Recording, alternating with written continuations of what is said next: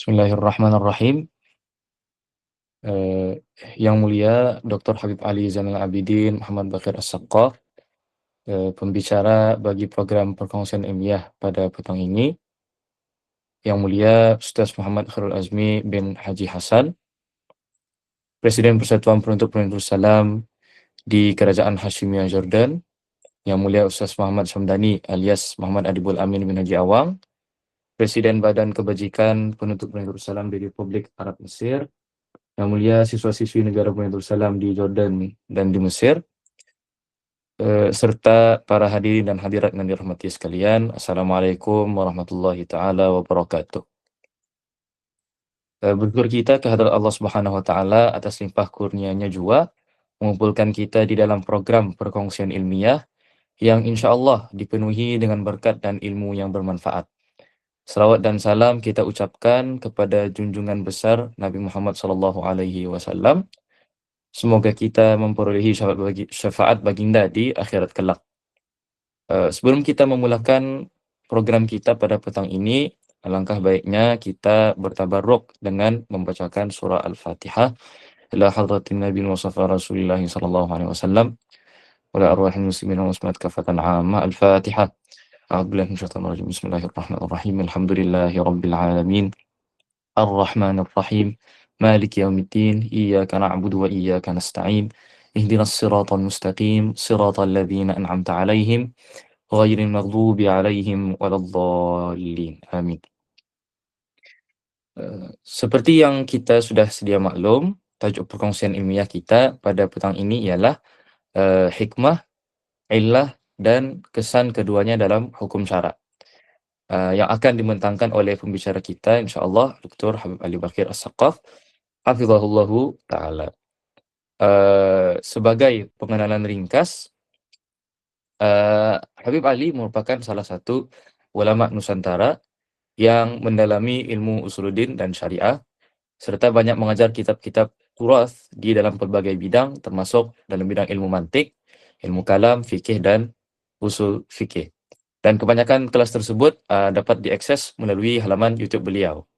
Dan beberapa juga kelas tersebut private, bagi siapa yang mau ikut boleh kontaklah pada anak murid Habib.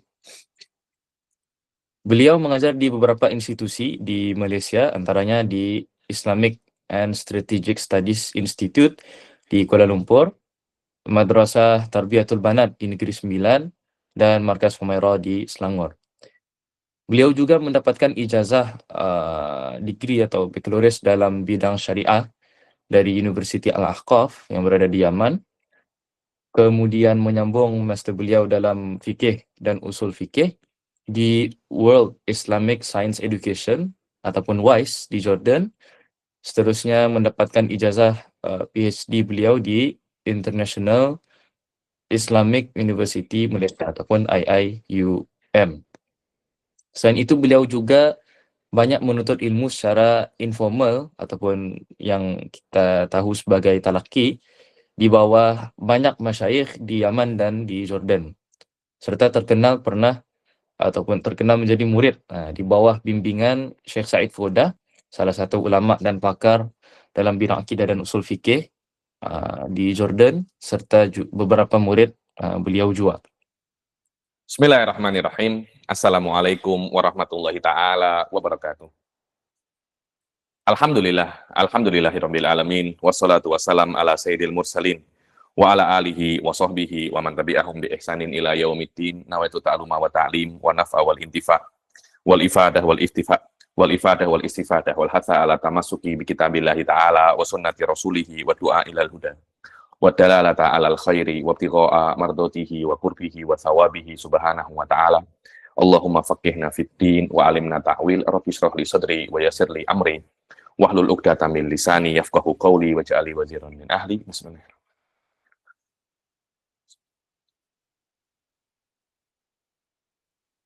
Alhamdulillah kita jumpa lagi. Bukan jumpa lagi ya. Alhamdulillah kita berjumpa ya ini. Kita berjumpa dengan para penuntut ilmu daripada Brunei Darussalam. Alhamdulillah, saya ada beberapa student dari Brunei yang ikut kelas saya sejak beberapa tahun yang lalu. Tapi saya belum pernah ke Brunei, tapi insya Allah kedepannya saya berniat, berazam untuk berziarah para penuntut ilmu di Brunei Darussalam. Saya sudah pernah ke Singapura, ke Malaysia lama, saya di Malaysia kira-kira 7 tahun. Tapi ke Brunei saya belum pernah lagi, dan majority ta'amul saya dengan para student itu melewati Sheikh Zoom dan Google Meet ya. Dan saya mengucapkan terima kasih kepada pengurusi majelis ini, dan juga untuk moderator kita Ustadz Asim dan para student yang ada ya, ini juga Ustadz Siddiq yang saya kenal, begitu pula para hadirin dan hadirat para thalabatul ilm yang saya muliakan. Alhamdulillah, insya Allah pada kesempatan ini saya tidak ingin melamakan karena saya ingin menjelaskan semampu saya untuk sharing ilmu dengan para pelajar yang ada kat Brunei ini, karena saya, yakni Indonesia, Malaysia, Singapura, dan Brunei ini, dan sedikit daripada Thailand ini, juzuk daripada Thailand ini, dulu kita daripada rumpun yang sama ya nih. Semuanya berbahasa yang insya Allah mirip-mirip, bisa paham satu sama lain, dan muka pun mirip-mirip. Banyak orang-orang Arab itu tak boleh bezakan mana Malaysia, mana Indonesia, mana Brunei, mana Singapura, tak boleh bezakan, ini sama aja. Cakap semua ini orang-orang Jawa semua, semua orang macam itu. Alakulin, saya sebenarnya sudah memberi saya sudah membuat makalah sedikit tulisan 5 halaman terhadap mas'alatul illah wal hikmah ini, dan sedikit daripada masalikul illah. Akan tetapi beberapa student mengatakan kepada saya bahwasanya makalah itu sedikit susah Habib dan sedikit mendalam. Saya pikir-pikir pun betul juga bahwasanya ini adalah webinar, ini muhadharah ammah kuliah umum. Tidak selayaknya dalam muhadharah ammah ini saya masuk di dalam detail, akan tetapi insya Allah muhadharah ammah itu saya hanya menyebutkan beberapa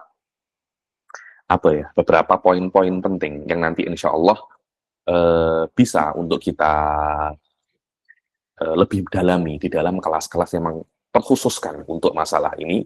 Dan jika para tolabah Brunei menginginkan, saya bisa untuk mengajar mungkin 1 bulan sekali atau bagaimana, terpulang kepada kesiapan antum semua dan kesiapan saya untuk lebih mendalami masalah ini, bisa berhubungan dengan Ustadz Hasan nanti jika berminat ya nih, agar tetap ada hubungan antara saya dan para tolabah Brunei ya nih. Alakulin, akhirnya tadi petang saya sedikit menulis ulang dan meringkas apa yang saya sampaikan pada muhadharah ini, dan saya ingin bukan hanya saya cakap, tetapi ada maroji, ada semacam page atau tulisan-tulisan yang sekiranya para penuntut ilmu bisa mengikuti apa yang saya jelaskan. Alhamdulillah, usul fikih saya ini atau nasab saya di dalam usul fikih ini sebenarnya sangat mendalam sekali ya. Bahkan mungkin bisa dikatakan core daripada diri saya itu ya fikih dan usul fikih. Karena memang ini adalah takhusus saya ya. Ini saya di sarjana muda, begitu pula di master dan juga di PhD itu saya memang jurusan fikih dan usul fikih ya. Di Jordan, di Tarim, di Malaysia memang jurusan saya fikih dan usul fikih. Adapun masalah ilmu kalam ini sebenarnya masih mungkin baru 10 tahun belakangan ini saya mengajar dan belajar dan mengajar ilmu kalam. Akan tetapi jika usul fikih dan fikih ini mungkin saya sudah mulai belajar kira-kira sekitar 20 tahun yang lalu ya. Jadi memang maklumat saya tentang usul fikih ini sedikit banyak, dan saya belajar usul fikih mendalam di Tarim melewati terutama bab ini, bab kias ini saya belajar dengan guru saya, Dr. Amjad Rashid, yang sekarang menjadi salah seorang ulama besar di Jordan ya. Ini saya belajar dengan beliau, babul kias daripada Wayatil Usul dan Juz'un Kabir daripada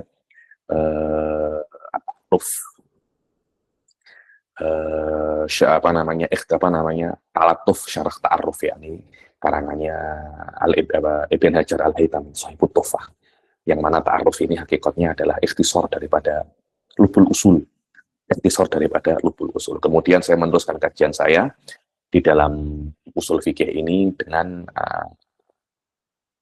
Syekh Abdus Salam Abu Khalaf di dalam Minhajul Usulil Baydawi, Kemudian saya pun juga belajar di Jordan dengan Dr. Ahmad Al-Hasanat, yang sekarang beliau menjadi mufti Mamlakah Urduniyah. Saya menghatamkan dengan beliau Kamil Badrut Thaliq, Syarah Jami' Jawami' karangan siapa itu namanya Syekh Al-Mahalli, Al-Imam Al-Mahalli, yani. Begitu pula Juz'un Yasirun daripada Mukhtasar, Syarah Mukhtasar Ibn Hajib. Begitu juga dengan Syekh Ahmad Al-Hasanat. Jadi memang kajian saya atau pengajian saya dalam usul fikih ini, yakni selain faham juga bersanad. Saya pribadi tidak terlampau memperdulikan masalah sanad ini. Cuma kalau memang ada orang tanya sanad saya punya sanad yakni yang sangat tinggi sekali daripada ulama-ulama besar. Tetapi al-ulum itu tidak hanya dengan sanad. Bagi saya sanad itu hanya semacam murajjih, muqawwi saja.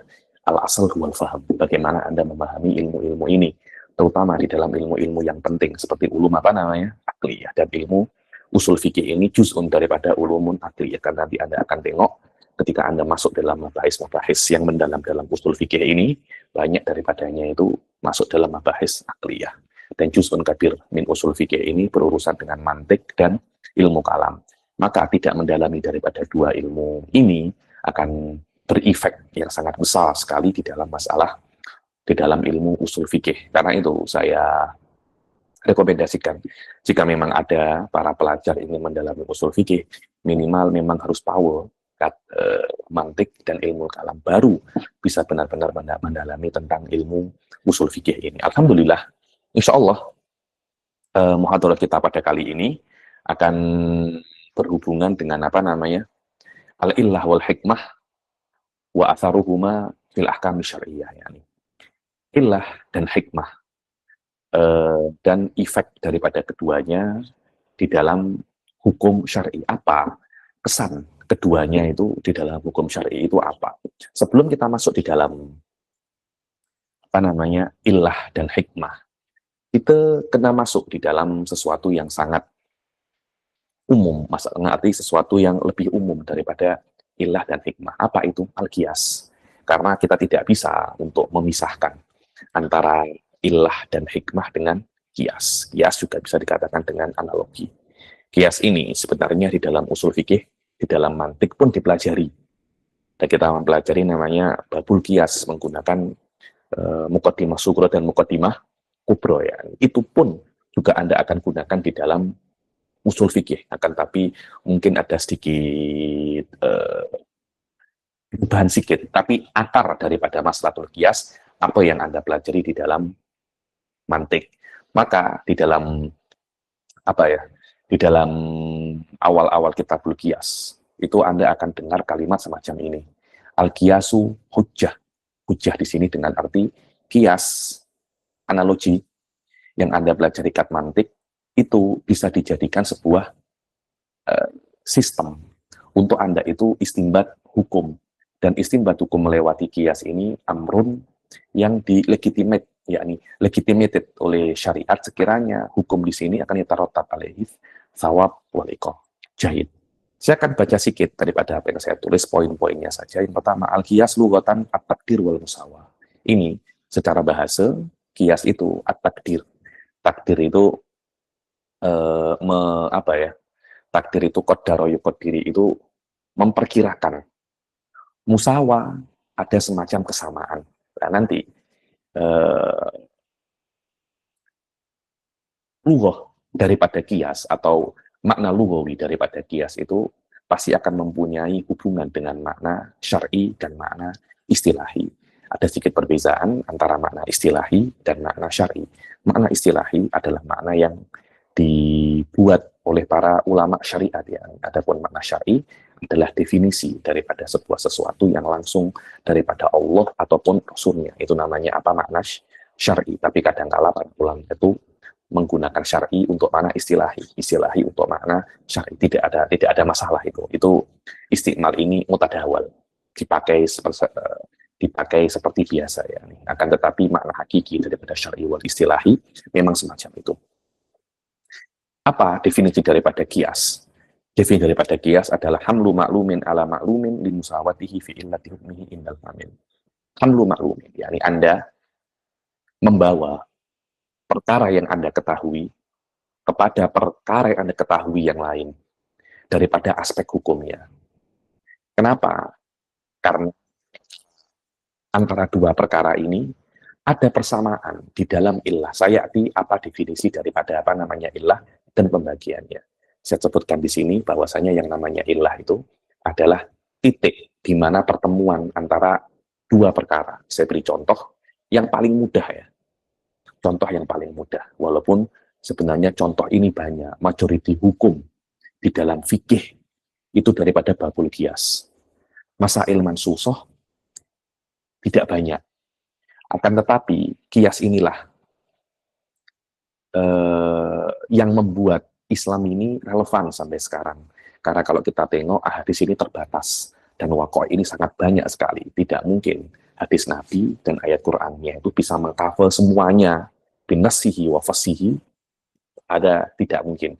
Karena hadis dan ayat tidak sebanyak waqa'ihnya. Karena itu para ulama mengambil satu cara lagi untuk menjadikan hukum-hukum yang ada di dalam kitab sunnah itu bisa general kepada semua waqa'ih, yaitu apa namanya qiyas.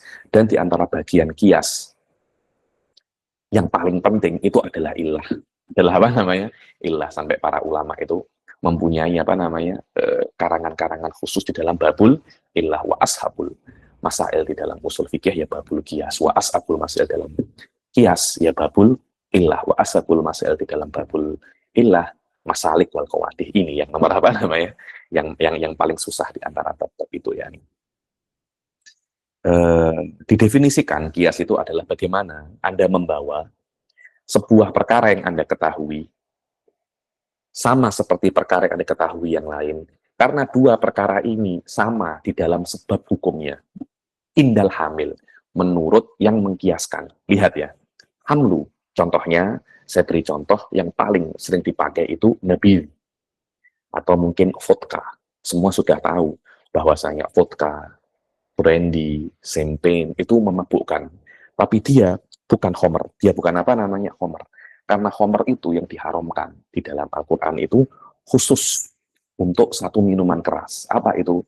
Yang diperah daripada apa? Daripada anggur.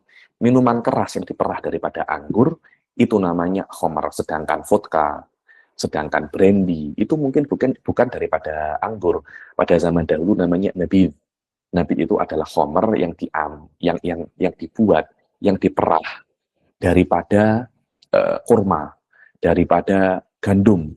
Saya tak tahu, mungkin Brunei kan negara Islam, jadi mungkin hal semacam ini sangat sedikit sekali. Kat Indonesia, khamr ini macam-macam. Ada yang daripada papai, ada yang daripada buah-buah. Saya pernah jumpa daripada epal, khamr daripada epal. Itu macam-macam. Dan ini hukumnya tidak ada di dalam Al-Quran ya nih. Secara langsung tidak ada. Akan tetapi para ulama ambil sebuah makna yang ada di dalam khamr, yang mana sebab makna ini turun hukum haram. Kita kenal dengan nama apa? Iskar, memabukkan. Lah, sebab memabukkan ini, khamr itu diharamkan. Dan brandy, vodka, champagne sama dengan apa namanya? Sama dengan khamr daripada aspek ini, daripada aspek apa namanya? Iskar ini. Maka pada saat itu hukum daripada vodka dan khamr itu sama. Minimal menurut apa namanya? Menurut hamil. Hamil ini siapa? Yang mengkiaskan. Di sini yang mengkiaskan itu siapa? Mujtahid mutlak. Jika proses kias ini dilakukan oleh mujtahid mutlak, namanya kias. Jika proses ini dilakukan oleh orang yang bukan mujtahid mutlak, seperti kita, lembaga-lembaga fatwa sekarang, itu bukan kias, itu namanya ilhaq. Prosesnya sama, cuma namanya berbeza daripada aspek skill yang melakukannya itu juga berbeza. Kata-kata hamil di sini, untuk memasukkan kias yang salah pun dalam kias. Jadi kadang-kala mujtahid mengkiaskan sesuatu, tapi dia salah. Kias yang salah tetap namanya kias. Tidak hanya kias yang benar, kias yang salah pun juga namanya apa namanya kias. Jadi ada kias yang salah, juga ada kias yang benar. Kias yang salah ini tidak berdosa. Karena mujtahid ketika mengkiaskan, mereka sudah menggunakan dan mengerahkan segala tenaganya. Subhanallah masih salah. Oh, namanya juga manusia ya. Yang tidak pernah sah dalam mengkias itu hanya Rasul Shallallahu Alaihi Wasallam. Alal qaul bi anna Rasul juga mujtahid. Wahwa takriban pendapat yang paling kuat di antara usuliyun ya. Jahidan. Ini adalah pendapat jumhur. Dari sini kita mengetahui bahwasanya yang namanya kias itu perbuatan mujtahid. Karena itu di awalnya kita mendengar kata-kata apa? Hamlu. Hamlu itu membawa. Membawa adalah masdar. Fi'il. Fi'ilnya siapa? Fi'ilnya mujtahid. Aywa. Ada lagi pendapatnya Kamal Ibnul Humam di dalam kitabnya beliau At-Takrir wa Tahbir. Kamal Ibnul Humam adalah seorang ulama besar daripada kalangan Hanafi. Beliau itu levelnya sama dengan Imam Nawawi ya. Beliau itu masuk derajat mujtahid fatwa. Tapi beliau tidak fokus di dalam tarjih baina aqwali ashabi Imam Abi Hanifah. Karena itu dikritik oleh banyak ulama Hanafiyah yang berbeza dengan madhab Syafi'i, yakni tarjih baina aqwal wal aujuh dalam madhab Syafi'i sudah selesai di zamannya Imam Nawawi, tapi tidak selesai di zamannya Imam Kamal Ibnul Humam. Selesainya di zamannya Ibn Abidin. Ibn Abidin kira-kira di abad 11 apa 12 Hijriah. Kita sudah selesai di abad ke-7 Hijriah.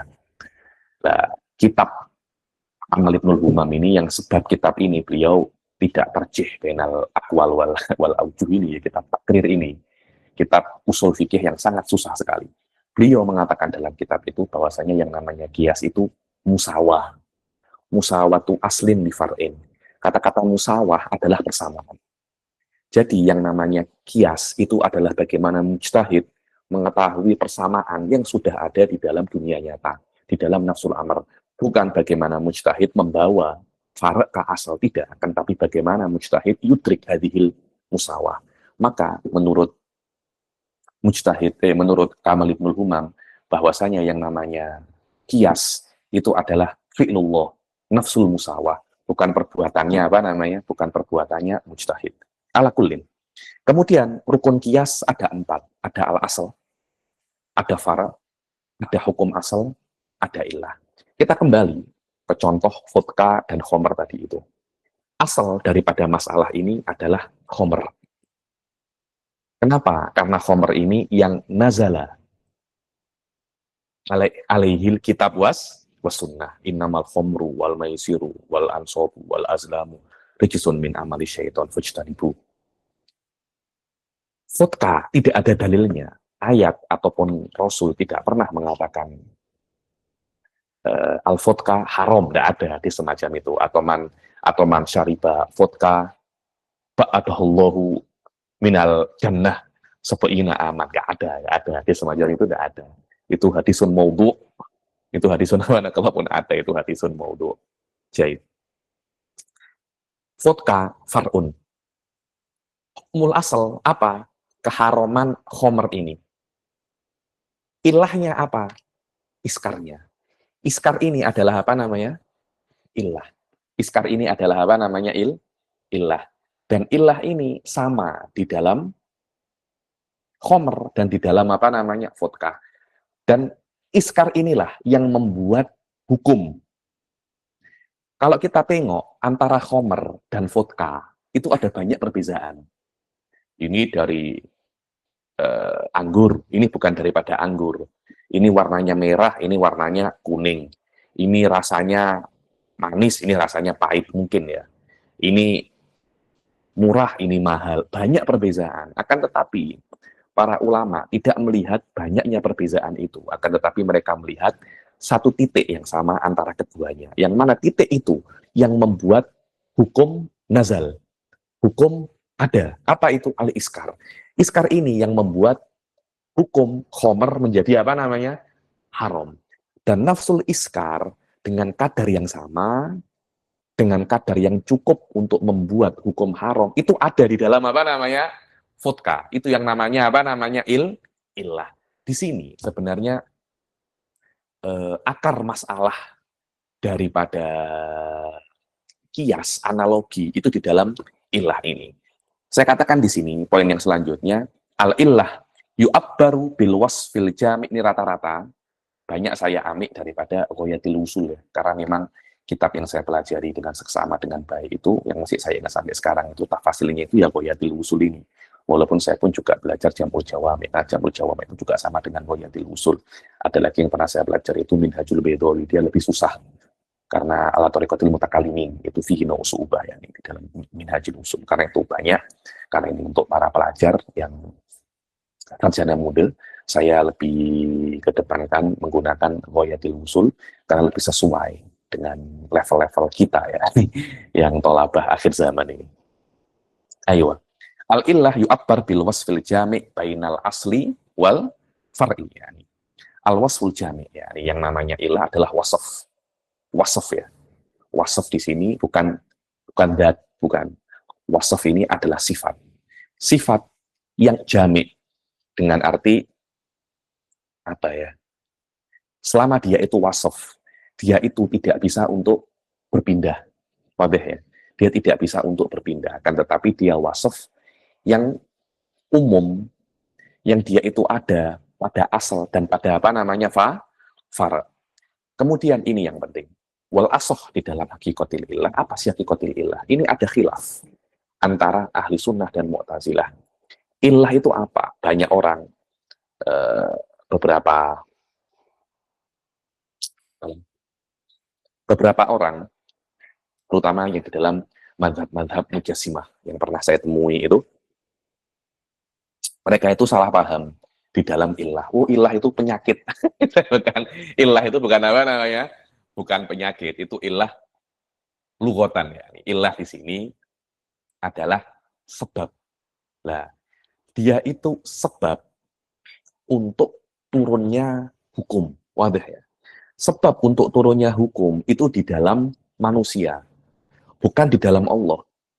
Dengan arti ketika ada ilah ini, manusia tahu kalau ada hukum. Sebab itu dikatakan al-asoh fi haqiqatil ilah itu mu'arrifah. Kata-kata mu'arrifah itu adalah dalil. Artinya, ilah itu adalah dalil atas hukum. Bukan karena ilah itu ada hukum. Jelas ya? Bukan karena ilah itu ada hukum binisbah kepada Allah Subhanahu wa taala. Binisbah bagi manusia, iya. Karena ada ilah, ada hukum. Dengan arti ilah itu, karena kita melihat ilah, kita akan tahu hukum. Lihat ya, kalau kita melihat ilah, kita akan tahu hukum. Bukan karena ilah ini yang memberikan hukum, karena hukum daripada Allah Subhanahu wa taala. Akan tetapi Allah memberitahu kita, kalau kamu mau tahu hukumku, tengok ilahku. Semacam itu. Tengok ilahku. Walaupun ilah ini bukan sesuatu yang membuatku menurunkan hukum, tapi bagimu, kalau kamu ingin tahu hukumku, tengok ilahku. Maka ilah adalah apa namanya? Mu'arrifah. Kenapa? Ya ini terbina atas adam tahsin wa takbih klien. Berbeda dengan Mu'tazilah. Mu'tazilah mengatakan bahwasanya ilah itu ba'ithah. Makna ba'ithah menjadikan Allah Subhanahu wa taala itu menurunkan hukum. Karena ada ilah ini, kalau ilah ini baik, Allah wajib menurunkan hukum, wajib atau sunnah atau mubah. Kalau perkara ini buruk, Allah wajib menurunkan makruh ataupun apa namanya haram. Karena tidak mungkin sebaliknya. Kalau sebaliknya, Allah itu bukan Tuhan yang bijak. Karena Allah akan menghalalkan, akan membolehkan perkara yang buruk dan mengharamkan perkara yang baik. Itu yang namanya ba'ithah. Dan ini terbina atas tahsin wa takbih aklien. Beberapa ulama ahli sunnah, seperti Taqiyuddin As-Subki atau siapa ya ini, mengatakan bahwasanya ilah itu ba'ithah. Ba'ithah di sini, karena dia itu ahli sunnah, yang meyakini tidak ada tahsin wa takbih aklien. Ba'ithah di sini adalah ba'ithah lihimmatil mukallaf bi an yamtathil. Sekiranya kalau ada ilah ini, mukallaf ini semangat untuk melakukan hukum karena ada sebabnya. Jelas ya. Jadi kalau ada hukum, ada sebabnya, ada hukumnya, Anda itu semangat. Tapi kalau ada hukum, sebabnya tidak nampak, atau hukum ta'abudi seperti sholat. Ada sholat, ilahnya kenapa sholat? Tidak ada.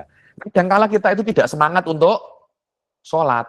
Tapi kalau ada ilahnya ya nih, kenapa kamu itu zakat? Oh, zakat itu untuk agar tidak ada apa namanya?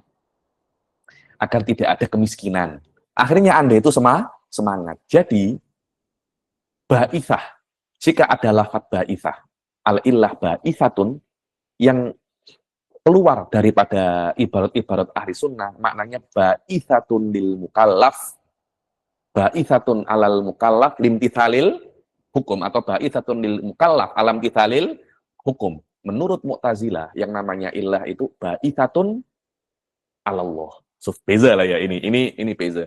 Karena itu saya selalu mengatakan bahwasanya masalah kalamiyah itu menjadi akar daripada masalah usuliyah.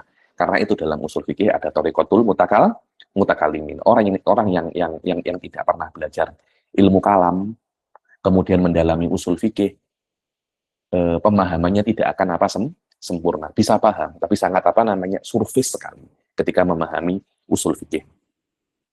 Dan wayatarattab ala hadza iddatul umur, dan ada efek, ada kesan. Ketika kita itu mengatakan ilah itu mu'arifah, ada beberapa kesan. Kita mengatakan ilah mu'arifah, bukan ba'ithah, ada kesannya. Yang paling penting, boleh ta'addudul ilah. Boleh ta'addudul ilah. Apa ta'addudul ilah? Dengan arti ilahnya banyak, maklulnya satu. Boleh, tidak ada masalah. Semacam Anda nak di Malaysia ada Johor, ya, ini Anda nak ke Johor, itu ada handphone itu, ada map, kemudian ada signboard Johor ke sana. Jadi kemudian Anda tanya orang, Johor kemana? Ke sana. Ada signboard, ada map. Jadi ada falasa, mu'arifat atas Johor, tidak ada masalah. Kenapa? Karena dia itu mu'arifat. Wadih ya. Berbeza dengan kalau ilah itu ba'ithah, atau ilah itu mujibah. Tidak boleh. Ilahnya satu, maklulnya juga harus hukumnya hanya satu. Tidak boleh ada lebih daripada satu ilah. Ada perbezaan antara ta'addudil ilal wa tarakkubul ilal. Berbeza ya. Ta'addudil ilal, ada beberapa ilah, setiap satu cukup, tapi tarakkubul ilal, gabungan daripada beberapa ilal, nanti maklulnya satu. Itu masalah di dalam masalah itu apa namanya ilal. Dan dua-duanya menurut mazhab Syafi'i, menurut ahli sunnah itu boleh, tidak ada masalah ya nih. Karena boleh gabungan ilah banyak, maklulnya satu, seperti di dalam kisos, kotlun, amdun, udwan. Ada tiga ilah ini jika bergabung bisa menyebabkan kisos. Kalau Anda mengatakan ilah itu mujibah, tidak bisa. Kalau ilahnya itu murakkabah, maklulnya juga harus apa namanya? Murakkabah. Karena antara ilah dan maklul ada kemiripan. Di dalam ilmu filsafat kita kenal ini dengan nama tasanuh. Kenapa apa namanya? Tasanuh. Kalau ilahnya satu, ya maklul hukumnya satu. Karena hukum maklul. Kalau ilahnya banyak, ya hukumnya mesti banyak. Wahakala. Kemudian ilah itu sendiri terbagi menjadi beberapa. Wadah ya. Ilah terbagi menjadi beberapa. Daripada beberapa aspek. Saya katakan di sini, watan qasimul illah ila iddatil aksam min haitsu iddatun nawahi.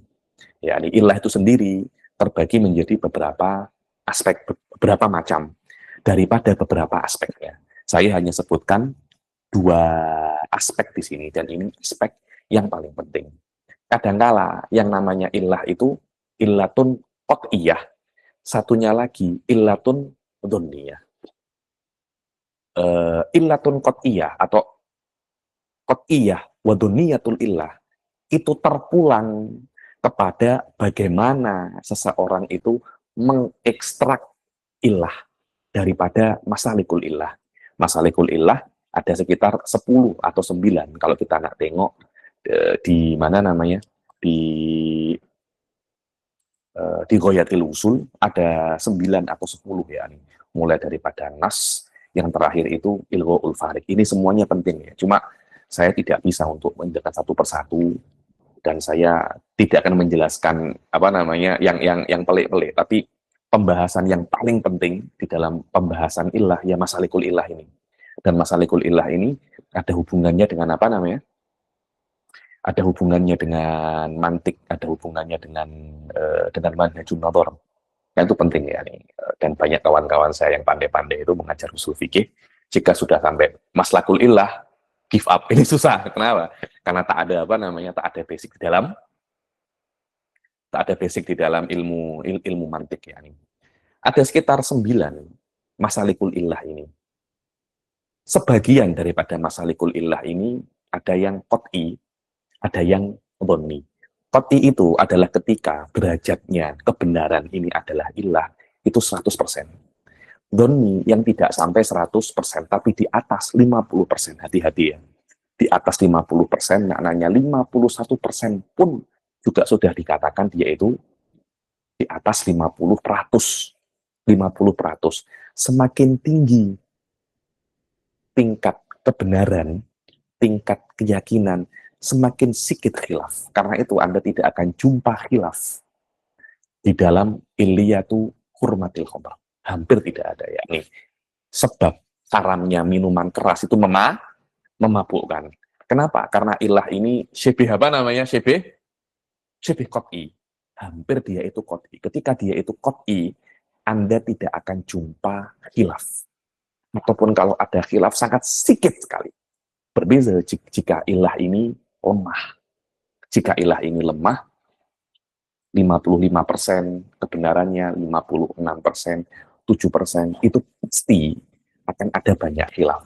Maka Anda akan tahu derajat kekuatan ilah dan kelemahannya daripada banyaknya khilaf yang ada dalam masalah ini.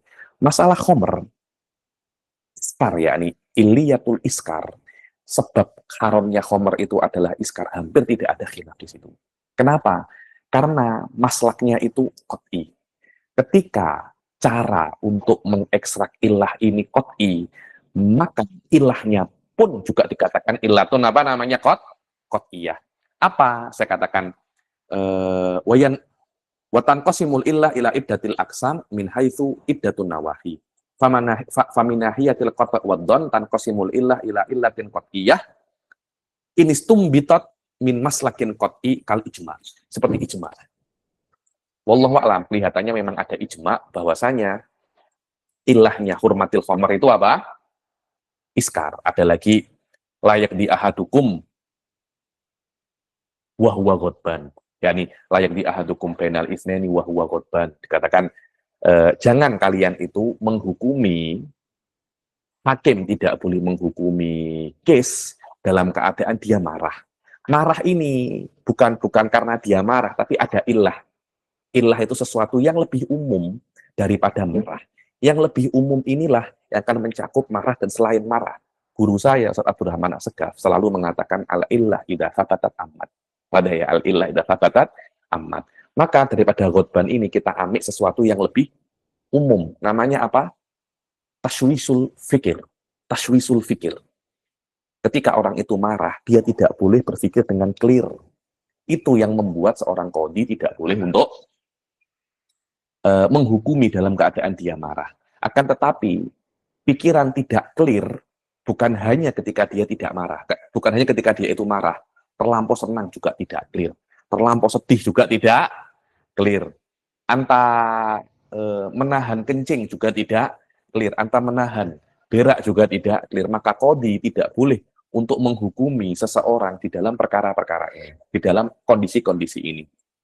Maka illah tashwisul fikir wal iskar qat'iyun. Kenapa? Karena ada ijma di situ. Kemudian ada illah yang diekstrak melewati maslak yang dunun. Apa itu? Dikatakan maslakut dauron. Apa itu dauron? Dauron itu ada illah, ada hukum. Tidak ada illah, tidak ada hukum. Hanya semacam itu saja. Ini maslaknya apa namanya? Dhonni. Karena ada illah, ada hukum, iya. Tapi ini belum tentu. Belum tentu ada ini. Belum tentu ini sebab untuk ini. Ini tidak ada. Belum tentu ketidakadaan hukum musabab daripada ketidakadaan ilah. Itu belum tentu. Akan tetapi potensi besar memang ada iliyah di situ. Maka pada saat itu istimbat ilah daripada dauron itu masuk dalam kategori apa? Doni saja. Maka pada saat itu ilahnya illatun doniyah. Ini yatarotab alaihi, nanti derajat kiasnya, kias yang memakai ilah qot'iyah dikatakan kiasun qot'i. Ilah yang menggunakan ilah doniyah namanya kiasun doni. Nanti yatarotab alaihi boleh khilaf atau tidak. Sikitnya khilaf atau tidak. Kemudian ini yang paling penting, bahwasanya ilah itu juga terbagi menjadi 3. Daripada aspek apa? Daripada aspek ada maslahah atau mafsadahnya. Ada namanya illatun munasibah, yang kedua illatun syabahiyah, yang ketiga illatun tordiyah. Lah ini saya mempunyai saya mempunyai banyak maklumat kat sini karena dulu ketika saya kat Jordan itu saya menulis untuk saya menulis untuk saya punya tesis master itu tentang kias syabah ya. Kias syabah ini adalah kias yang paling susah, yang paling rumit sekali di antara semua kias. Walakin lil asaf majority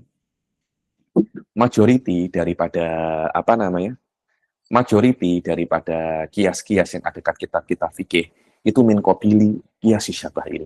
Sampai dulu saya tengok kitab namanya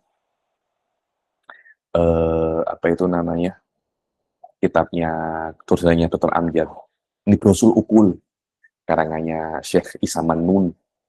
Nibrosul Ukul ini mengatakan bahwasanya tidak akan bisa menggunakan kiasus syabah kecuali mujtahid. Sampai Imam Ghazali mengarang kitab namanya Syifaul Ghalil untuk masalah ini saja. Apa perbedaan syabah wal ikhalah, antara syabah wat torot wal mukhil. Saya menulis masalah ini sekitar 200 atau 150 halaman ya, tentang masalah kiasus syabah ini. Baik. Terbagi ilah daripada aspek ini terbagi menjadi 3. Apa itu? Illatun munasibah, illatun syabahiyah, dan illatun tordiyah. Apa itu? Ini saya definisikan di sini. Amal munasibah fahyal illah allati tatadammanu maslahatan i'tabaroha syari'. Hadahwa. Illah yakni illatun munasibah adalah illah yang terkandung di dalamnya itu maslahat. Di dalam illah itu ada maslahatnya. Jadi dia bukan hanya illah, tapi juga ada maslahatnya. Sekiranya di dalam illah itu ada jalbul maslahah dan darbul mafsadah. Dan maslahat ini dan munasabat ini i'tabaroha syari'. Syari' melegitimit maslahat ini, karena beberapa maslahat itu tidak dilegitimit oleh syariat. Kita kenal maslahat ini dengan nama maslahatun mulghoh. Di dalam khomer itu ada maslahatnya. Di dalam judi ada maslahatnya. Akan tetapi sangat kecil sekali maslahatnya itu. Karena fihima itsmun kabirun wa manafi'u linnas. Walakin itsmuhuma akbaru min naf'ihima. Dengan arti ada beberapa dosa seperti khomer. Khomer kalau Anda jual beli khomer, Anda boleh kaya. Anda buka kasino, Anda boleh kaya ya. Dan beberapa negara melegalkan kasino untuk beberapa macam orang. Ini Anda tengok di Macau ada kasino, di Amerika Las Vegas ada kasino. Karena hari ini akan membuat maslahat. Akan tetapi maslahatnya jauh lebih kecil jika kita bandingkan dengan mafsadahnya. Maka pada saat itu maslahatnya ghairu mu'tabaratin syar'an. Pada saat itu ketika maslahatnya tidak mu'tabaratin syar'an, maka tidak dikatakan ilah ini adalah illatun munasibah. Illatun munasibah adalah ilah yang terkandung di dalamnya itu maslahat yang dilegitimit oleh syariat. sekiranya ilat ini, sekiranya munasabah ini, maslahat ini menjadikan, membawa kepada kita maslahat yang besar dan menghalau daripada kita mafsadah. Ini yang paling kuat daripada anwa'ul illah. Ini ada, tapi tak banyak. Contohnya yang paling famous yaitu masalah iskar.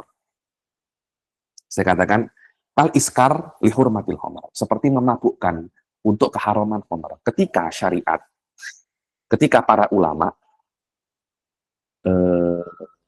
mengatakan bahwasanya illatu hurmatil khamar itu iskar. Di dalam iskar ini ada hifdzul akal. Nah, hifdzul akal ini adalah maslahah yang mu'tabarah, itu dari mengandung di dalamnya itu hikmah, maslahah, maqasid syar'iyah ya. Yang mana memang syariat itu memang rohnya itu menjaga akal. Menjaga akal. Dan di dalam hurmatul iskar ada menjaga akal. Pada saat itu ini menjadi aqwal illah alal itlaq. Bahwasanya di dalamnya itu ada jalbul maslahah wa daf'ul wa dar'ul mafsadah ya. Kemudian ada lagi lawan daripada ini kalau illah munasibah di sini ada illah namanya illah tordiyah. Illah tordiyah itu cuma ada, itu mirip daripada dauron. Illah tordiyah itu cuma ada torotnya saja. Torot itu in wujidatil illah wujidal hukum. Tapi tidak ada bau-bau maslahat sama sekali. Tidak ada bau-bau mafsadah, darul mafsadah sama sekali. Ada ini. Fakot hadha ya ini. Dikatakan amal illah tordiyah, fahyal illah allati la tatadammanul munasabah bil ittifaq. Yakni semua sepakat bahwasanya illah ini tidak ada munasabahnya sama sekali yakni. Walakin fiha mujarradut torot. Akan tetapi di dalam illah tordiyah ini hanya ada torot bihaitsu la wujidatil illah wujidal hukum. Contohnya apa? So lihat ya. Ini contoh yang ada dalam kitab-kitab fikih, saya rasa ada di dalam Ghayatul Usul. Laban, susu, itu tidak bisa untuk dibuat mensucikan najasah. Dan tidak bisa untuk digunakan untuk mensucikan hadas.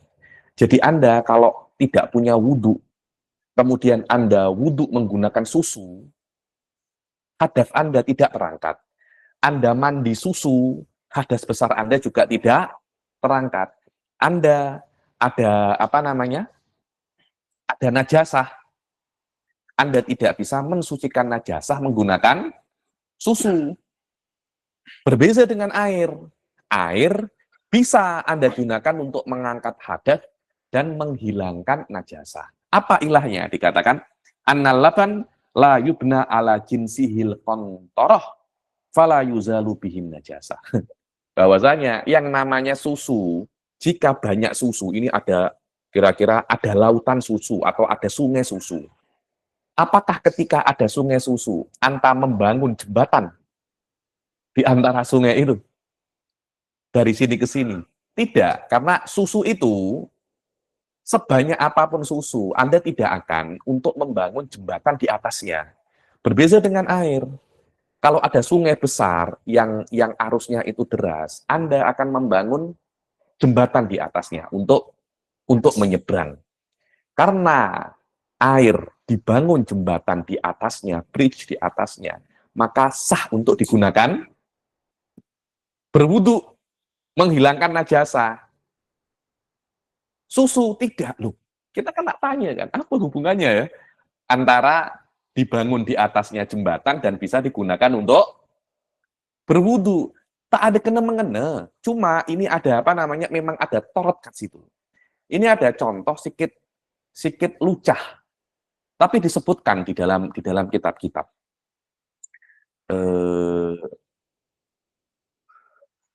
Ada khilaf antara Syafi'iyah dan Hanafiyah ya ini. Mereka mengatakan bahwasanya yakni mereka khilaf apakah menyentuh kemaluan itu membatalkan wudhu atau tidak. Syafi'iyah mengatakan membatalkan wudhu. Hanafiyah mengatakan tidak membatalkan wudhu. Di antara dalil mereka kuat ya, cuma ini di antara dalil yang mungkin dibuat oleh Syafi'iyah untuk mengcounter mazhab Imam Abu Hanifah ya ini. Apa itu? Dikatakan kemaluan itu bentuknya seperti terompet. Maka seperti Anda tidak batal menyentuh terompet, maka Anda pun juga tidak batal menyentuh kemaluan. Loh, saya bilang apa hubungannya bentuknya macam terompet dan apa namanya dan membatalkan wudhu ketika menyentuh? Itu tak ada hubungan semacam itu. Tak ada hubungan semacam itu. Akan tetapi hal ini apa ya? Digunakan di dalam beberapa kitab ya nih. Dikatakan ini adalah illatun tordiyah. Dan biasanya ini tidak bisa untuk mengambil hukum. Illatun munasibah, ilah yang paling kuat dan boleh untuk menggunakan hukum. Ada yang di tengah-tengah, ya ini tengah-tengah ini. Namanya illatun syabahiyah. Dia bukan yang munasibah, tapi juga tidak sampai apa namanya tordiyah. Dikatakan di sini, saya tulis, amma syabah, fahya manzilatun bainal munasib wa tord. Bihaitsu idza nadorna ila dzatil illah falatu jadul munasabah, yakni yang namanya syabah itu adalah posisi antara munasib dan torot. Sekiranya kalau kita tengok kepada ilahnya, kita tahu bahwasanya ini bukan munasibah. Tapi kalau kita tengok di sesuatu yang lebih umum, ada munasibahnya. Ada apa namanya? Ada munasabahnya. Ada jalbul maslahah wa daful mafsadah. Dengan arti syari'. Ketika saya sebutkan syari' artinya Allah hakikatan wa rasul majazan. Syari' tengok itu sebagai asal untuk hukum. Contohnya kan dukuroh wal unusah. Kadangkala syari' itu menggunakan laki-laki dan perempuan, kelelakian dan keperempuan untuk asal daripada hukum. Contohnya loh ya, untuk nafkah. Nafkah itu ilahnya apa namanya? Dukuroh dalam beberapa case ya. Dalam ayat apa?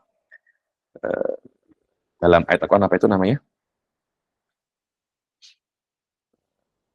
Bima apa namanya? Ar-rijalu qawwamuna 'alan nisa'i bima faddalallahu ba'duhum 'ala ba'din wa bima anfaqu min amwalihim wa bima anfaqu min amwalihim. Jadi ada semacam afdoliyah antara laki-laki dan perempuan karena infak. Laki-laki infak kepada perempuan ketika perempuan menjadi istrinya. Jadi memang kadangkala syariat akan tengok kelelakian dan keperempuanan sebagai ilah. Kadangkala tak. Contohnya di dalam siroyatul abad tidak ada perbedaan antara laki-laki dan perempuan. Wa yusamma aidon al-munasib bittaba. Illah syabahiyah ini juga dinamakan sebagai munasib tapi bittaba, bukan munasib asolatan. Saya beri contoh lagi di sini at-toharoh. Ada khilaf antara Syafi'iyah dan Hanafiyah, apakah di dalam wudhu itu wajib niat atau tidak. Di dalam ayat Al-Quran tidak ada niatnya. Idza kumtum ila sholati faghsilu wujuhakum wa aydiyakum ilal marafiq. Langsung disuruh untuk membasuh muka. Tidak ada fanwu, tidak ada. Maka Imam Abu Hanifah mengatakan wudhu tidak perlu niat. Oke, Syafi'iyah cakap perlu niat. Tapi mereka berdua sepakat bahwasanya tayamum perlu niat. Imam Syafi'i mengkiaskan wudhu kepada tayamum. Selama tayamum itu wajib niat, maka wudhu pun juga wajib niat. Jami' antara keduanya itu apa? Toharoh. Kalau saya katakan di sini, mislu at-toharoh fi wujubin niyah fil wudhu kiasan alat tayamum. Fa inna min haitsu toharoh la tajibun niyah ka izalatin najasat. Katakan, kalau Anda tengok wudhu daripada aspek toharohnya, toharoh tidak mewajibkan niat karena kita memiliki toharoh yang tidak wajib niat. Apa itu? Izalatun najasah. Jadi tidak mesti dia toharoh, dia wajib niat. Akan tetapi kalau Anda tengok sesuatu yang lebih umum daripada toharoh, yaitu al-ibadah. Karena setiap toharoh pasti ibadah. Tidak setiap ibadah itu toharoh. Tapi setiap ibadah pasti dia perlu niat. Selama toharoh itu adalah ibadah, maka dia perlu apa namanya Niat. Dia perlu niat. Karena itu Imam Syafi'i mengatakan di dalam masalah ini, toharotan, anna taftarikon. Dua sama-sama dua bersuci. Kok ada perbedaan antara keduanya? Selama Anda mengatakan tayamum wajib niat, wudhu pun juga wajib niat. Kalau tayamum tidak wajib niat, wudhu pun juga tidak wajib niat. Jangan Anda membedakan antara keduanya, karena dua-duanya itu adalah tohar. Ini yang namanya syabah ya nih. Dan syabah mempunyai banyak macam. Ada yang namanya ghalabatul asbah, ada lagi yang namanya syabahun suri. Semua syabah muktabar kecuali satu yang namanya syabahun suri, persamaan di dalam bentuk. Oh, orang yang memelihara kuda wajib zakat. Orang beternak kuda wajib zakat seperti dia beternak kambing. Kenapa? Karena surahnya kuda sama seperti surahnya kambing, sama-sama berkaki 4. Ini ghairu mu'tabar. Syabah di dalam surah, persamaan di dalam bentuk tidak mu'tabar. Akan tetapi yang lainnya itu mu'tabar lah. Secara teori, qiyasus syabah itu mudah. Akan tetapi kalau kita nak praktikal secara langsung, ada fi ghayati su'ubah. Ada fi ghayati su'ubah. Hatta di dalam masalah kias uang sekarang ini, fulus, real, dolar kepada emas, itu tidak bisa kiasul illah, karena alal mu'tamad ilahnya emas itu jauhariyah, ilahnya qasirah, tapi bisa digunakan illatun apa? Syabahiyah. Lah kias yang menggunakan ilah syabahiyah namanya kiasus syabah. Kiasus syabah. Kias yang menggunakan ilah munasibah namanya kiasul illah. Kias yang menggunakan ilah tordiyah namanya kiasut tord. Kemudian saya katakan di dalam masalah ini, qala ulama una, kiasul makna munasibun listimalihi alal wasfil munasib. Dikatakan kiasul makna apa? Kiasul makna, yakni kias illah yang ada makna munasibnya kita kenal sebagai kiasul makna atau kiasul illah, ya, karena di dalamnya ada wasfun munasib. Kiasul makna munasibun, kiasus syabah takribun, wa kiasut tarot tahakkumun fala yufid. Kiasut tarot itu adalah tahakkum. Tahakkum, Anda menghukumi sesuatu tanpa dalil. Itu namanya apa? Tahakkum. Maka dia tidak berfaedah. Karena kita di dalam syariat itu menghukumi hukum Allah, bukan hukum manusia. Ya. Bukan hukum manusia. Aywa. Saya definisikan di sini, nukta yang selanjutnya. Al-illah al-munasibah wasfun dhahirun mundhabitun. Apa itu illah munasibah? Illah munasibah adalah sebuah wasf yang dhahir dan mundhabit. Dhahir yang nampak, bukan yang bukan yang tidak nampak. Setiap illah itu harus nampak ya. Nampak bisa dilihat melewati mata. Karena itu illah seseorang itu hamil wajib untuk iddah itu bukan karena ada yang menempel kat rahimnya, kan, tapi cukup dia berjima. Dan jima tak nampak, sebagian ulama cukup kholwah. Kalau kita tengok suami istri masuk bilik, dikunci, kemudian bercerai, sudah wajib untuk apa namanya? Iddah. Karena sudah ada apa namanya kholwah. Karena kholwah itu yang dohir dan harus mundobit. Mundobit itu tidak berbeza antara orang ke orang. Karena itu ketika orang itu diperbolehkan kosor, bukan karena masyakoh. Karena masyakoh berbeza antara orang dan orang, keberatan. Safar menggunakan helikopter tidak masyakoh. Safar menggunakan kereta, contohnya Kuala Lumpur, Singapura, Kuala Lumpur, Brunei. Menggunakan kereta masyakoh. Menggunakan pesawat tidak masyakoh. Wadah ya. Jadi ada perbedaan antara yang menggunakan kereta dan menggunakan pesawat. Pada saat itu tidak boleh digunakan untuk illah. Maka fuqaha mengganti dengan yang lebih mundobit. Apa itu? Masafah, jarak. Jarak tidak berbeda antara orang ke orang. Yang menggunakan pesawat flight pun juga masafahnya mundobit. Yang menggunakan kereta pun masafahnya juga apa namanya mundobit. Yalzamu min taratubil hukum ala wifkihi husulu ma yasluhu an yakuna maqsudan li syar'i dzalikal hukum. Yani ketika Anda Anda menggantungkan hukum di atasnya, maka syariat akan boleh untuk Anda bisa untuk mengatakan, oh syariat boleh syariat boleh untuk menjadikan ilah ini sebagai asal untuk hukum ya. Karena ketika ilah ini dijadikan asal untuk hukum, akan yatarotab maslahah wa darul mafsadah ya. Kemudian saya akan, ini kan tajuknya kan ada tajuk yang berkaitan tentang apa namanya? Tajuk yang berkaitan tentang hikmah. Ada ilah dan kesannya, ilah dan hikmah dan kesannya di dalam apa namanya? Tarotubil hukum. Sekarang kita masuk di dalam hikmah. Tinggal 2 poin terakhir. Sabar sedikit. Ayo. Hikmah dikatakan apa itu hikmah? Hiyal munasabah. Ini adalah definisinya daripada Al-Attar di dalam Hasyiah ala Jam'il Jawami. Al-hikmah hiyal munasabah. Yang sudah saya katakan tadi di dalam ilah munasibah, apa itu? Jalbul maslahah wa dar'ul mafsadah. Itu adalah hikmah. Al-munasabah itulah yang namanya hikmah. Saya ungkapkan lagi di dalam nadhamnya Jam'ul Jawami itu, lupa saya namanya. Di nadham Jam'ul Jawami, hikmah adalah illatul illah.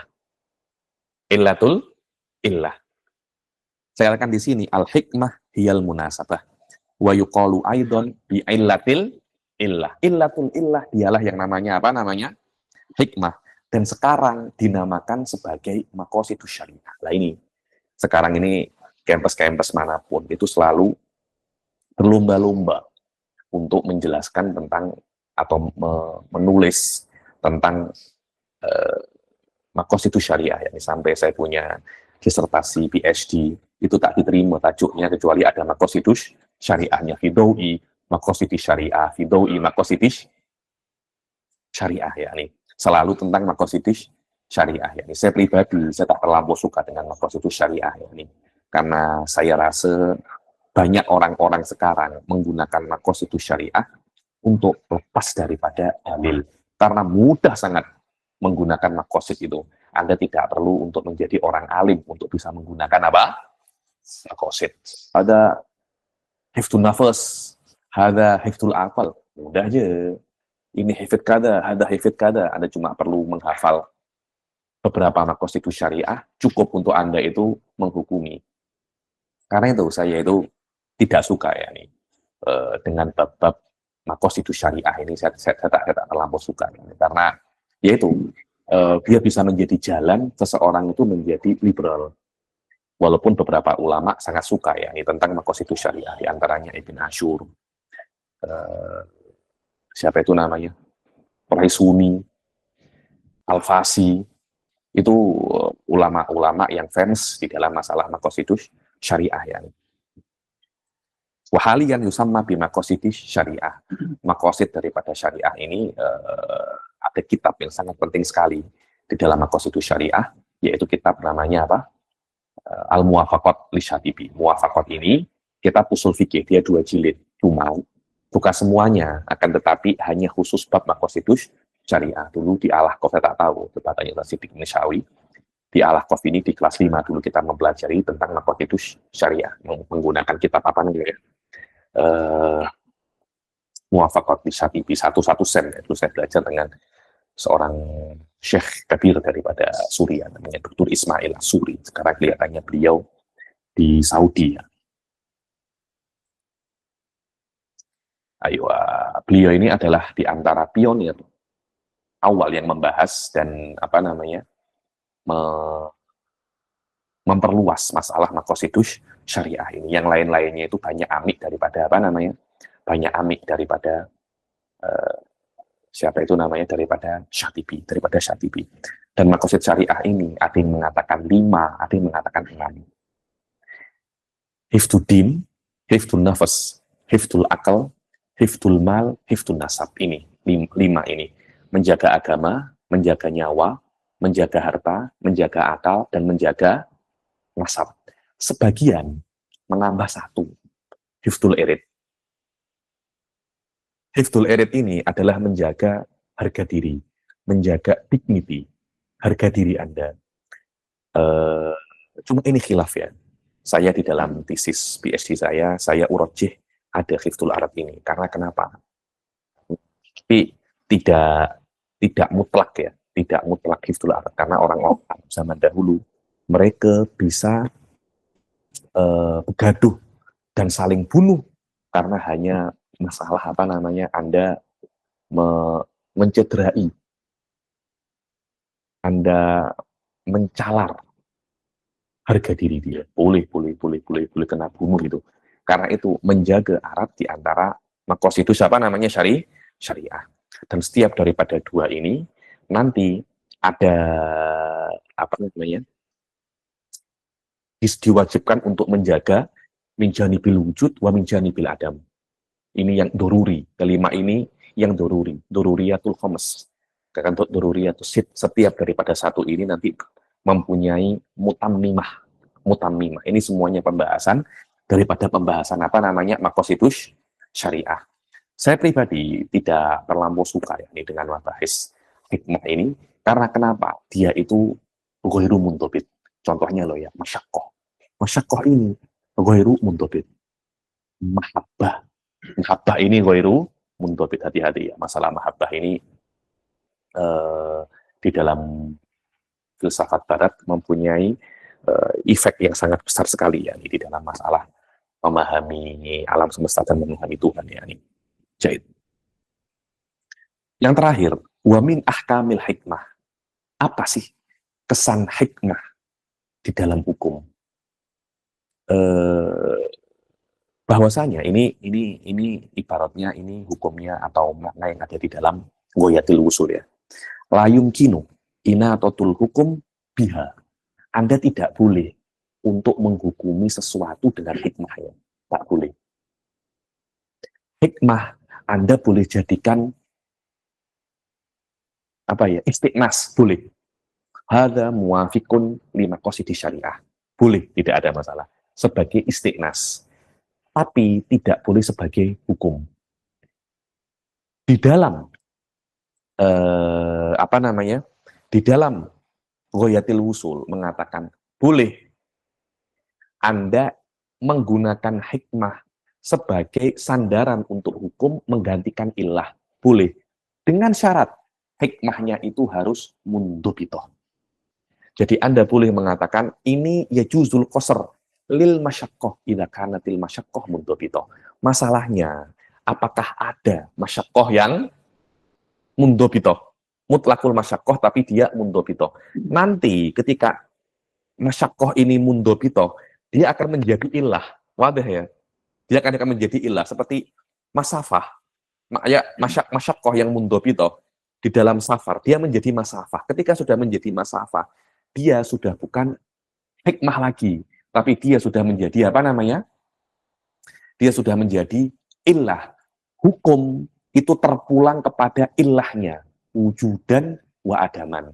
Hukum tidak terpulang kepada hikmahnya, wujudan wa adaman. Karena kita bisa untuk melihat hukum dengan ilah tanpa ada hikmahnya. Wadah ya. Hukum ada ilahnya, tapi tidak ada hikmahnya. Boleh tidak ada masalah. Karena itu kan kita boleh untuk berkias menggunakan kiasul ilah atau kiasus syabah. Sebagian orang mengatakannya kiasud dalalah. Semuanya mengatakan fidatiha la yujad fihal maslahah. Karena hikmah kadangkala memang Allah tak beri. Atau adapun Allah tak bagi tahu. Di sini ada apa namanya? Di sini ada hikmah. Tapi ilah rahmatan bina biasanya memang diberitahu. Ayo bang. In lam tandobit kainatotil hukum bil masyaqqah. Berbeza dengan kalau Anda itu menggantungkan hukum dengan ilah. Itu boleh. Wahadha huwal ghalib ya. Sebab itu, saya tengok beberapa liberal. Itu ketika dia itu Ada Hasan. Yakni beberapa liberal, orang-orang yang tak nak untuk melihat hukum daripada kitab fikih atau yang tak nak mempelajari kitab fikih. Mempelajari kitab fikih ini para tolabah, kotil, sokbah kesir ya. Yakni memerlukan waktu yang sangat lama, memerlukan kesabaran yang sangat lama. Yakni saya dulu itu mempelajari fikih di Tarim selama 7 tahun, setiap hari 3 kali saya duduk dengan masyayikh. Yakni sokbah kesir itu pun saya masih merasa masih belum. Sekarang ini saya mengajar Minhajut Thalibin untuk para student yang ada di Negeri 9. Masih sampai Kitabul Jarrah, masih 3/4. Sudah sampai kelas 222 kelas. Setiap kelasnya hampir 90 menit. Saya mengajar penat. Student nak dengarkan penat. Nak memahami penat. Nak murojaah penat. Itu satu kitab. Minhajut Thalibin. Belum Umdah. Belum Fathul Qorib. Belum Fathul Mu'in. Fi ghayati su'ubah wa fi ghayati tul. Yahtaju ila sobrin katsir. Yahtaju ila ghayatil sabr, ya. Perlu biaya yang banyak. Perlu kesabaran. Hal ini oleh orang-orang dikat. Kamu tidak usah belajar fikih madhabi ini terlampau rumit, dan itu sudah zaman-zaman lampau. Sekarang untuk mudah belajar maqasidus syariah, 1 sem settle semua itu. 1 sem Anda sudah boleh menjadi mujtahid mutlak. Orang-orang yang ingin semacam orang-orang yang meremehkan kitab-kitab fikih itu dan lebih ke maqasid syariah. Karena memang mudah maqasid syariah itu, bukan apa, tapi untuk memahami itu dan untuk praktik hukum sangat mudah sekali. Akan tetapi dia tidak persisi, dia tidak pasti. Bila-bila benar, tapi sering salah. Sering salah. Sebab itu kita mengetahui hikmah dari ilah. Ketika kita mengetahui ilah dan mengetahui hukum, saat itu pasti ada hikmahnya. Tapi kita mengetahui hikmah, belum tentu kita mengetahui hukum. Belum tentu kita mengetahui ilah. Di situ masalahnya. Saya katakan di sini. Dan yang kedua, bahwasanya hikmah itu ada sebelum ilah.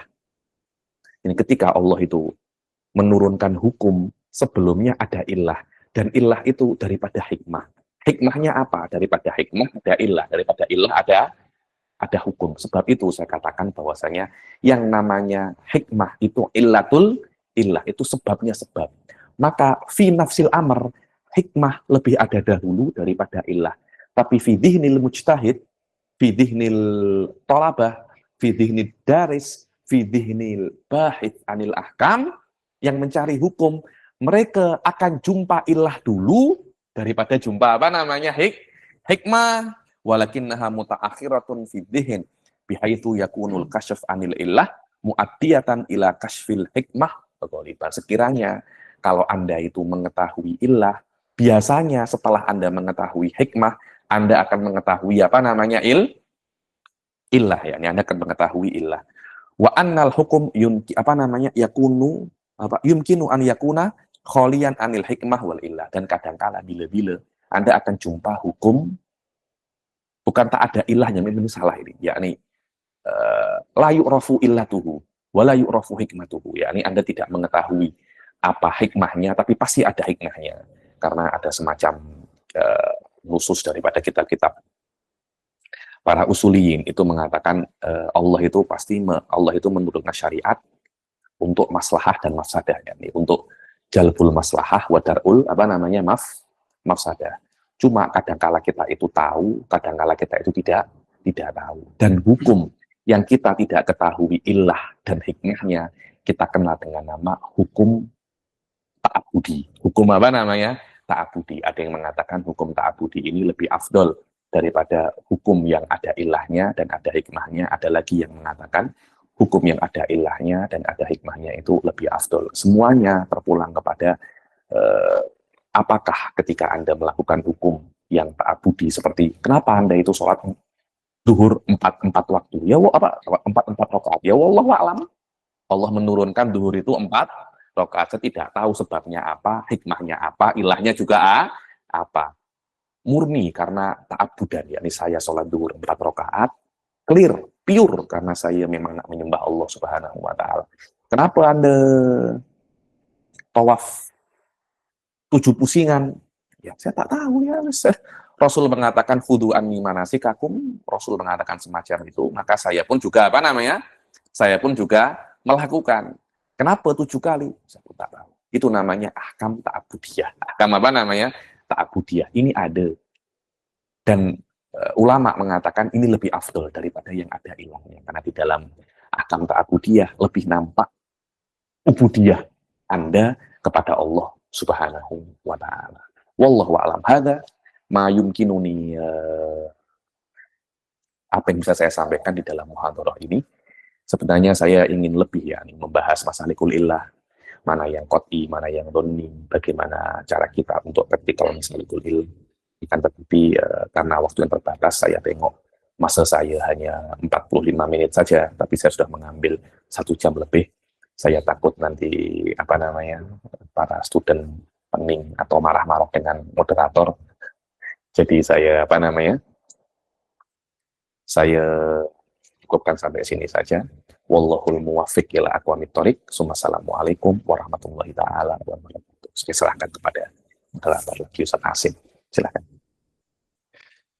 Waalaikumsalam warahmatullahi taala wabarakatuh. Alhamdulillah, kami ucapkan terima kasih atas Habib dan perkongsiannya tadi. Mungkin untuk ringkasan lah supaya supaya apa yang telah disampaikan oleh Habib itu dapat kita ni ingat. Kalau istilah Gen Z atau istilah Redditors, TLDR. Jadi hikmah ataupun pertama sekali illah dulu. Jadi hukum syariat itu diketahui dengan adanya illah, dan cara untuk kita mengetahui illah itu ada bermacam-macam lah, mengikut keperinciannya yang sudah tadi Habib syarahkan. Adapun hikmah yaitu sebab adanya illah tidaklah menjadi sebab kepada hukum, tidak semestinya. Dan semata-mata kita ini mengetahui adanya maslahat ataupun adanya hikmah, indah semestinya tidak semestinya adanya hukum di sana. Berbeza dengan kalau sekiranya kita ini mengetahui adanya hukum disebabkan illah yang tertentu, maka pasti di sana ada hikmahnya. Baiklah, mungkin seterusnya kita ini majlis membukakan sesi soal jawab. Oleh itu, majlis menjunjung dan mempersilahkan bagi hadirin yang mempunyai soalan terkait dengan apa yang telah disampaikan oleh Habib tadi untuk menulis soalan di tempat Q&A di dalam Google Meet. Para hadirin boleh melihat atau boleh menekan ada titik 3 di bawah. Kemudian boleh cari ada namanya tools dan boleh ditekan sana dan boleh tekan Q&A. Sambil-sambil menunggu, Habib ada yang secara private menghantar soalan juga kepada saya. Izinkan saya membacakannya, Habib. Tanya, Assalamualaikum. Imam Najmuddin At-Tufi sering dikatakan sebagai salah seorang usuliyun. Imam Najmuddin At-Tufi sering dikatakan sebagai salah seorang usuliyun yang berpendapat masalihul ibad mesti didahulukan di atas nusus jika berlaku ta'arud antara keduanya ataupun percanggahan antara keduanya. Apakah benar beliau berpendapat sedemikian? Dan jika benar, adakah pendapat beliau boleh digunakan sebagai asas bagi ijtihad maqasidi yang dilakukan oleh sebahagian pengkaji moden? Silakan, Habib.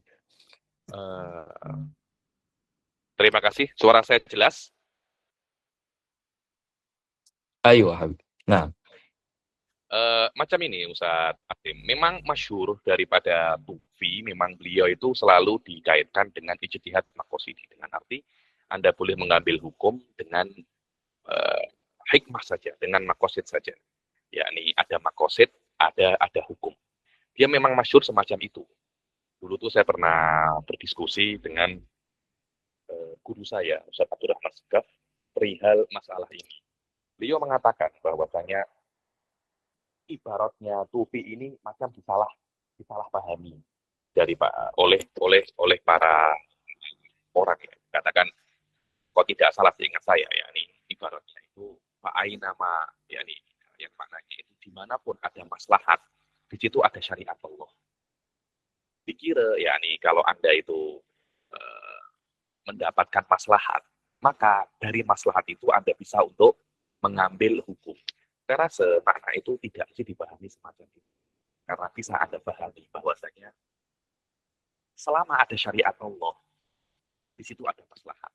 Maka kita harus yakin itu syariat Allah dulu. Setelah itu ketika kita yakin itu syariat Allah, maka di situ ada apa namanya? Ada maslahat. Sangat jauh sekali ya ketika ada ulama sehebat Tufi dan kita Tufi makhluk ya. Seorang ulama yang sangat besar kitabnya sangat hebat. Tak silap punya kitab namanya Raudhatun Nadir wa Junnatul Munadir. Saya sering membacanya dengan Abdurrahman Segaf ya. Saya di tidak mungkin ulama-ulama sehebat beliau itu mengatakan ada maslahat, ada hukum. Ini hal yang ditolak oleh para ulama. Kenapa? Karena makosid syariah itu tidak mungkin diketahui kecuali ada syariat dulu. Wadah ya. Daripada kumpulan syariat, baru Anda bisa mengetahui makosid syariat. Maka dia tidak perlu dijadikan asas untuk syariat-syariat ini. Dan ini sangat ada risk sekali ketika Anda menjadikan makosid syariah atau ijtihad makosidi sebagai landasan hukum, setan akan bermanuver ke situ. Kenapa? Karena bila Anda tak sadar, ini sebenarnya makosidus syariah atau makosidu anta. Jelas ya? Ini maksudnya syariat atau maksudnya anta. Kemudian yaitu syariat apa makosid ini aksaruha ghairu muntobito. Selama dia itu tidak muntobito, dia tidak bisa dijadikan asas. Maka sangat baik sekali. Ini yang diinginkan daripada Al-Imam At-Tufi. Kalaupun memang Imam Tufi itu mengatakan tentang maslahat, pasti beliau yakni di antara cadangan tentang makna yang beliau inginkan adalah ketika ada syariat, ketika ada hukum Allah, di situ ada mana banyak syariat. Allah kalau memang maknanya Imam Tufi ini adalah maslahat muqaddamatun alam nas, saya kunu hadal qaul syahadat daripada Imam Najmuddin At-Tufi tidak disepakati oleh jumhur. Apa ya kunu qauluhu mardud, apa ya kunu qauluhu mardudan. Dan saya pribadi saya tidak mengira itu yang diinginkan oleh Imam Tufi. Itu bikubrihi wallahu a'lam. Baik, terima kasih Habib. Soalan seterusnya insyaallah mana dia? Soalan seterusnya, kenapa setiap hukum pasti ada hikmah ataupun ats-tsamara al-mutarattibah? Adakah setiap aturan Allah terhadap manusia itu wajib mengandungi kebaikan dan maslahat? Itu soalannya Habib. Ya. Wallahu a'lam. Imam Razi di dalam kitab beliau apa itu namanya Al-Mahsul ada pembahasan masalah ini ya Imam Razi di dalam kitab beliau Al-Mahsul itu macam ada bab beliau yasukul adillah bahwasanya memang syar'ullah mabniun ala jalbil maslahah wa dafil mafsadah dengan arti kalau ada itu mengamalkan syariat Allah akan ada maslahat untuk apa dan mafsadat dan apa namanya dan menghilangkan mafsadat daripada apa. Ini dikatakan syariat itu rahmatan binas. Syariat itu untuk mendidik manusia agar manusia itu menjadi baik. Allah menciptakan manusia menurut syariat agar manusia ambil untung daripada Allah, tidak sebaliknya. Cuma kadangkala memang apa ya adanya maslahat bukan artinya kita tahu maslahat itu. Jadi ada maslahatnya, tapi makhfi ya, hanya Allah yang tahu. Atau mungkin istinbatuha bi kuwatil qorihah, bi kuwatil qorihah. Di sini adalah janji Allah di dalam masalah maslahat. Wallahu a'lam. Masalah ini memang kalau nak didetailkan, ada kena rujuk ke kitab usul fikih yang lebih mendalam tentang adillah bahwasanya memang syar'ullah mabniun ala jalbil maslahah wa dar'il mafsadah. Cuma tidak semua hal itu na'lamuha dan Allah memberi akses. Karena kita memang di sini itu untuk diuji. Lah kalau kita itu hamba Allah, kalau semua itu ada tahu maslahat dan mafsadahnya, ditakutkan nanti kita itu ada semacam peniaga dengan Allah. Oh, ini ada maslahatnya untuk saya, maknanya saya akan buat, jika tidak akan saya buat. Sebab itu ada beberapa hukum yang memang makhfi, maslahat dan mafsadahnya, yang kita kenal dengan nama apa namanya.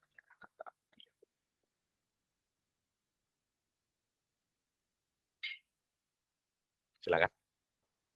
Ya, baik Habib. Kalau ada lagi beberapa soalan, nggak apa-apa ya Habib ya? Khairan. Soalan seterusnya, adakah kita boleh mengatakan bahwa kaitan antara hukum dengan hikmah adalah alaqah adiyah, seperti kaitan antara api dan pembakaran? Silakan Habib. Mungkin ya, iya bisa ya. Ini ada mengatakan dengan arti adatullah, dengan arti adatus syariah an turbit bainal hukum wal hikmah. Akan tetapi hikmah ini tidak mujibah Allah li inzahil hukum sahih ya. Bisa Anda katakan semacam itu. Bisa Anda katakan semacam itu antara yakni korpul ada. Allah bisa untuk ada hukum tanpa adanya, bukan tidak diketahui hikmahnya loh ya, tapi tidak ada hikmahnya. Makul ada. Ayo. Walaupun mungkin nanti akan ada beberapa orang lah alakohnya tirodiyah ya. Tirodiyah itu ya adiyah itu. Ya adiyah itu. Wallahu a'lam. Sahih. Kalam daging. Sahih. Nah, Habib. Seterusnya Habib, tadi Habib ada menyinggung tentang masalah at-tahsin wa tatbih al-aqliyah ini Kenapa? di tempat apa namanya, di bagian illah atau bagian illah. Jadi ataupun secara umum mungkin kita dapat melihat perbahasan hikmah dan illah, dan adakah kedua-duanya itu mujibatun ataupun salah satunya itu mujibatunil hukmi ataupun tidak, itu kan berbalik kepada permasalahan tahsin dan takbih akliyah ini, dan adakah wajib terhadap Allah Subhanahu wa taala untuk mensyariatkan apa yang baik dan melarang apa yang buruk di sisi apa, bagi manfaat ataupun mudaratnya manusia. Jadi mungkin Habib, kalau bisakah Habib apa namanya, memperjelaskan dengan lebih terperinci terhadap pendapat Ahlus Sunnah bagi tahsin dan takbih yang benar. Silakan Habib. Yakni tahsin wa takbih menurut ahli sunnah secara umum ya, ini juga dibahas di dalam Qoyatil Usul juga ada, dalam Jamu Jawami pun juga ada. Karena ini penunjukan ya. Tahsin wa takbih terbagi menjadi 3. Yang pertama dengan arti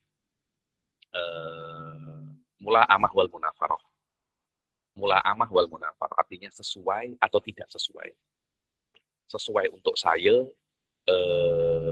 apa itu namanya,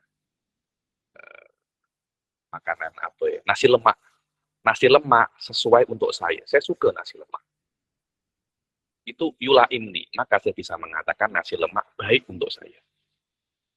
Nasi kerabu ya, saya tak suka nasi kerabu kobihun untuk saya. Nah, baik dan buruk begitu pula apa ya,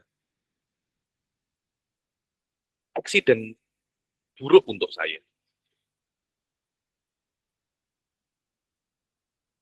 aksiden baik untuk saya. Hal ini akli, bisa diketahui tanpa bantuan syariat. Itu namanya mula'amah dan munafaroh. Yang tak baik untuk saya dan baik untuk saya bisa mengetahuinya melewati akal tanpa adanya bantuan daripada Nabi. Kemudian ada lagi sifatul kamal wa naqsiyani, kesempurnaan dan ketidaksempurnaan untuk saya. Manusia sempurnanya tulang dia padat agar tidak mudah untuk sakit ya. Untuk burung tulangnya itu ada rongga-rongga agar ringan dan mudah untuk terbang. Hal itu kembali kepada sifatul kamal buat nakes. Maka padatnya tulang hasanun ili dan kobihun litoir. Berongganya tulang hasanun litoir, kobihun ili. Hal ini tidak perlu melewati melewati Nabi. Dua perkara ini akli mu'tamad indah, yakni bil ittifaq indah ahli sunnah dan mu'tazilah. Khilaf antara keduanya di dalam masalah taratubin thawab wal iqab atau dzam wal madah. Dzam wal madah ini ujian dan makian ini yaitu dosa dan pahala. Dengan arti perbuatan ini baik dengan arti mendapat pahala dan perbuatan ini buruk dengan arti mendapat dosa. Hal ini tidak mungkin diketahui kecuali melewati syariat. Nabi mengatakan membunuh mendapat dosa, sholat mendapat pahala.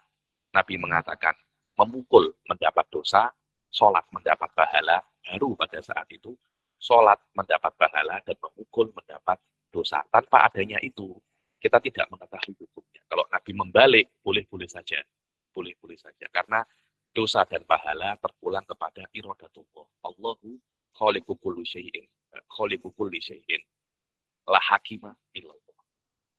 Ini pendapat ahli sunnah. Mu'tazilah tidak. Ada baik dan buruk. Fi nafsil amr. Mundul azal. Ini yang membuat Allah membatasi perbuatannya. Dengan arti memukul itu adalah buruk. Mundul azal. Ketika memukul itu buruk, Allah tidak mempunyai pilihan kecuali memberi dosa untuk memukul. Sodakoh, baik, kebaikan ini ada mundul azal. Selama sodakoh itu baik, Allah tidak mempunyai pilihan kecuali memberi pahala untuk sodakoh. Dan Allah tidak bisa untuk membaliknya.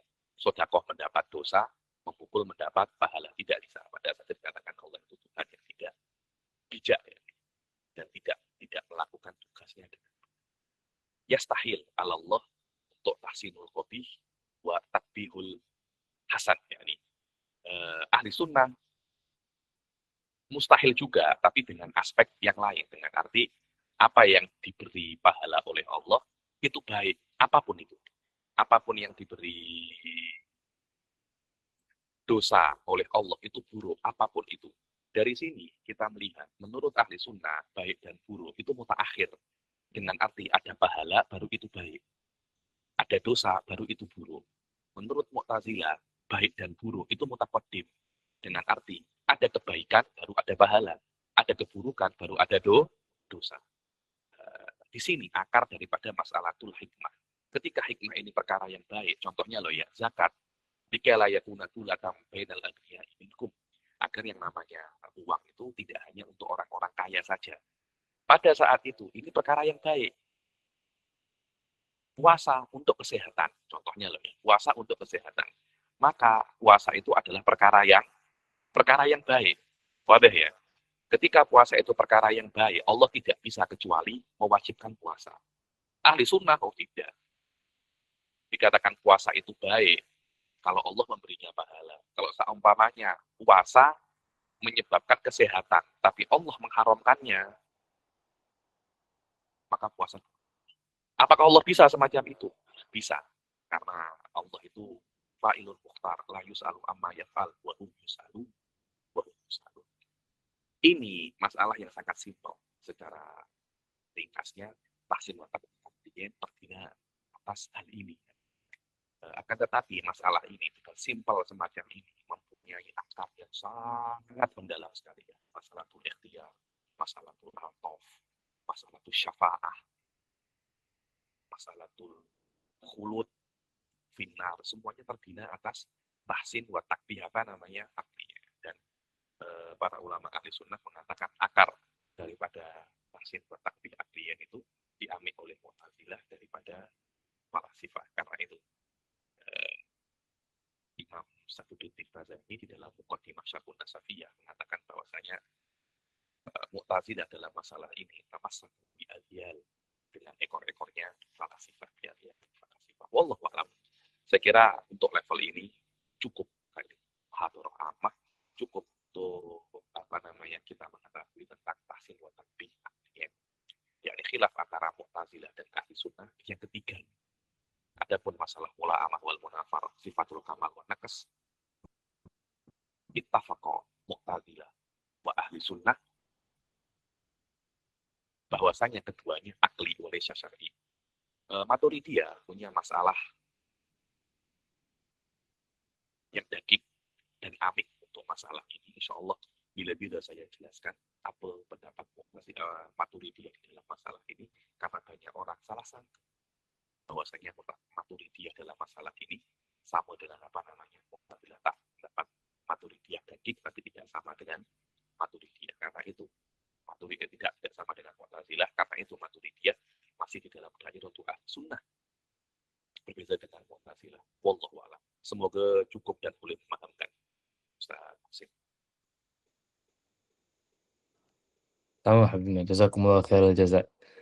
Mungkin itulah kali ya soalan terakhir. Majelis ingin mengungkapkan ribuan terima kasih atas kehadiran dan penyampaian Dr. Habib Ali pada petang ini. Ataupun bahasa Jawanya matur suwun. Ahlan wa sahlan, ahlan wa sahlan.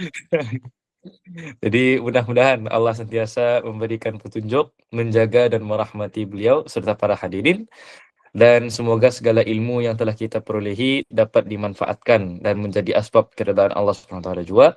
Kami berharap agar pertemuan ini menjadi jembatan bagi kami untuk dekat dengan para ahli ilmu yang mewarisi peninggalan para nabi, dan pintu untuk mengusahakan diri menjadi dari kalangan para ulama yang berada di jalan yang benar, dengan bertawassul kepada Rasulullah SAW. Amin ya rabbal alamin.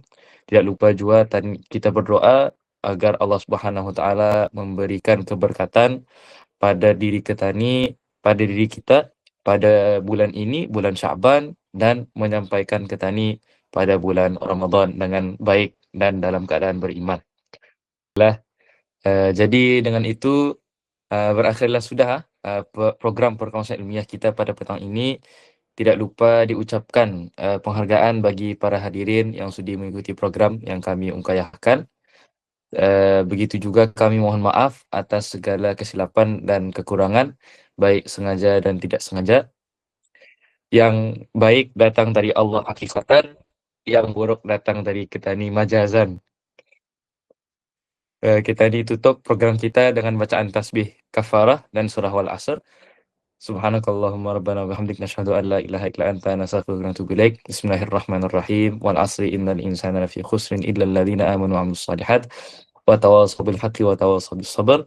Wassalamualaikum warahmatullahi taala wabarakatuh. Jazakumullahu khairal jazaa wa barakallahu fikum.